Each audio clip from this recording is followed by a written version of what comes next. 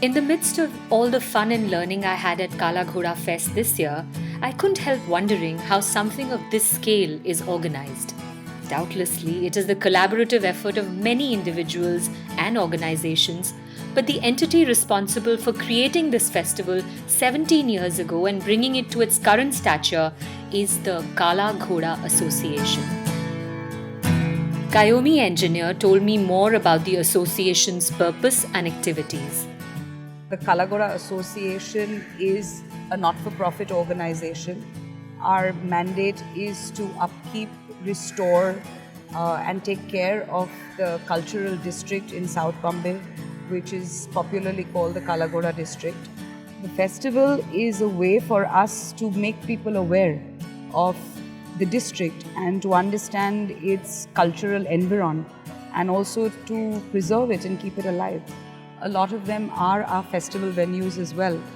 So the museum, who has been a benefactor over the last few years, the Bombay Natural History Society, the Elphinstone College, and this year we are undertaking slightly more, I would say, prestigious projects, one being the Bamanji Hormasji Wadia Clock Tower, which is located at Bazar Gate Street.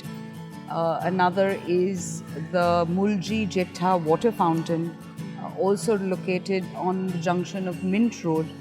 Water fountains and piaus that have been lying in a derelict state for as long as I can personally remember. The festival obviously was an idea that we created and said that how do we bring people to the district? How do we make them aware of what its environs are and why we are doing what we do? So the festival was one way of bringing people together. A lot of the people that come and work with us on the festival are working in voluntary capacities. It's just purely for the love of the district, it's for the love of the arts and culture.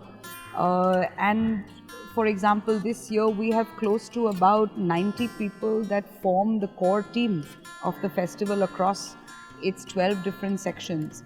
So that is something in itself, I think. And also for us to do what we do for a period of 9 days, we do all this absolutely free. We're a completely non-ticketed event. We do not charge a single rupee. We have over 690 different items of programming that go on from 10 a.m. to 10 p.m. for 9 days spanning 2 weekends. So that is something that is quite remarkable. Then I spent some quiet time browsing through a pop-up library within a library. Yes, this was a bookstallation created by Avid Learning in the lovely garden of the David Sassoon Library. All these books were donated by generous citizens of Mumbai and after the festival have gone to several NGOs. Such a thoughtful initiative. In this age of social media, art and literature is changing too. Asad Lalljee told me more about these murals and the hashtag Sassoon Legacy. I wanted to tell the history of David Sassoon and Kala Ghoda, which is imperative to this festival. We worked with a really talented illustrator and came up with a simple story on the history.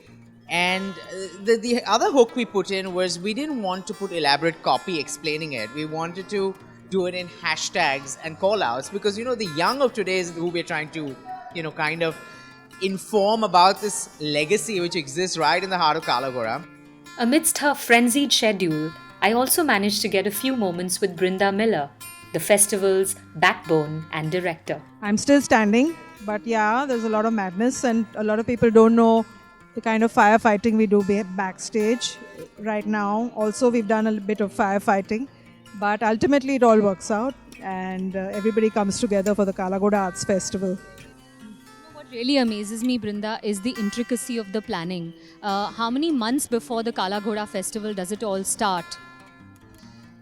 Actually, we are very practical. We don't start too early because programs keep changing and things fall off and things come on.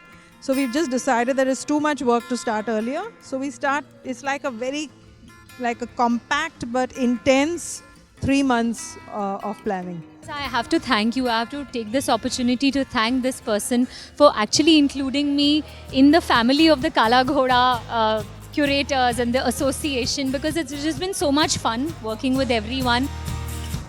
Yes, the experience of attending and covering this festival has been very special.